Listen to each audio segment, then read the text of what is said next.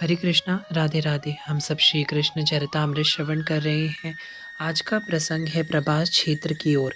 उत्तर श्री कृष्ण चरितामृत भाग 90। तात, मैं नेत्रों में अश्रु भरकर खड़ा हो गया था। क्या करता, मेरे नाथ ने मुझे आज्ञा दे दी थी, अभी जाओ बद्रीनाथ के लिए। तभी अनिरुद्ध आ गए थे। उन्होंने आते ही कहा था, द्वारिका में हाहाकार मच गया है। उद्धव कहते हैं, मैं कांप गया अनिरुद्ध की बातें सुनकर। हे तात विदुर जी, मैं रुक ही गया। मैं समझ गया था कि ऋषियों का श्राप का परिणाम आ रहा है। क्या हुआ वत्स? अविचल रहे भगवान श्री कृष्ण अनिरुद्ध की बातों से वह तनिक भी विचलित नहीं हुए थे। गायों के स्तन से रक्त बहने लगा है। यह स्थिति पूरी द्वारिका की है।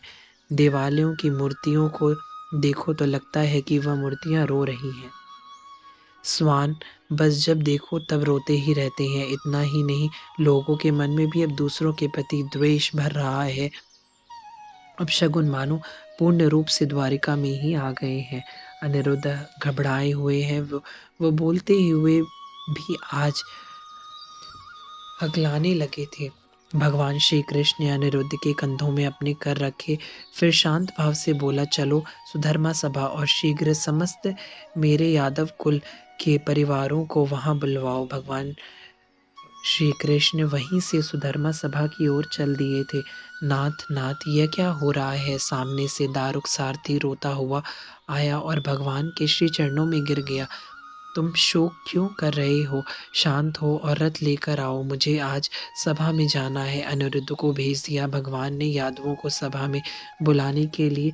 रथ शीघ्र आ गया। मैं दूर खड़ा था, मेरी ओर भगवान ने देखा, फिर नैनों के संकेत से कहा, आओ अभी मेरे साथ चलो। मैं दौड़कर भगवान के साथ रथ में बैठ गया। दारुक, ये जो हो रहा है ये होगा और बढ़ेगा।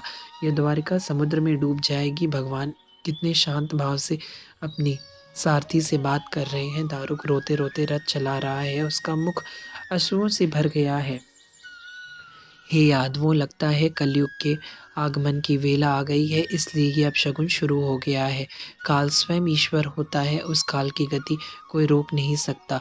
मैं सुन रहा था, सुधर्मा सभा में आकर भगवान श्री कृष्ण ने अपने यादवों को संकेत देना शुरू कर दिया था। काल यह स्वयं है, यह सब उनकी ही तो लीला है। मुझे हंसी हंसी भी आ रही थी और रोना भी आ रहा था।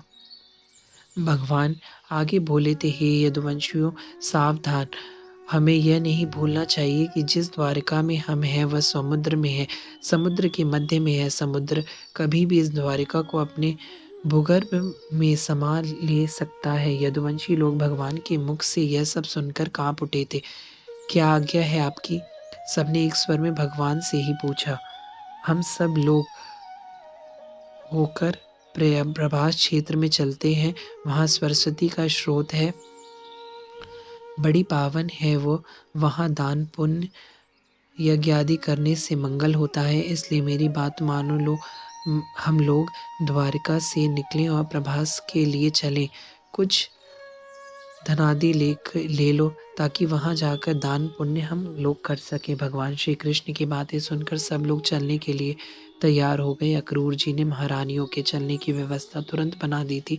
बाकी यादव लोग तो अश्वरथ या अन्य साधनों से प्रभास की ओर जा ही रहे थे। दारुक के साथ जब भगवान रथ में बैठे और वह भी जब जाने लगे, तब मेरी ओर भगवान ने देखा और इस बार फिर कहा, तुम अब बद्रीनाथ चले जाओ। मैं सिर झुकाकर खड़ा रहा।